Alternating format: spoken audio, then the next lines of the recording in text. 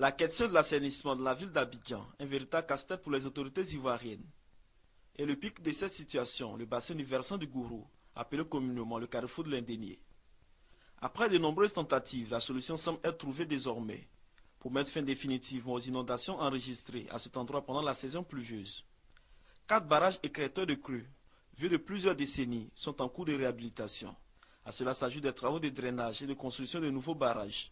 Ce barrage, lorsqu'il fonctionne normalement, en période de pluie, il laisse passer un petit débit par le pertuis de fond et l'eau se stocke à l'intérieur de la cuvette. Et c'est seulement à la fin de la pluie que le barrage se vide progressivement. S'il n'y avait pas ce barrage, toute la quantité d'eau qui arrive serait déversée directement au carrefour de l'Indénié. Le coût total de ces projets, 17 milliards de francs CFA, financés à la fois par la BAD et le gouvernement ivoirien.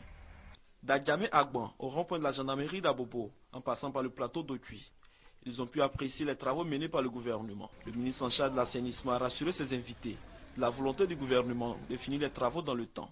Il faut faire des travaux sérieux en amont qui vont permettre un jour aux Ivoiriens d'être tranquilles sur ce site.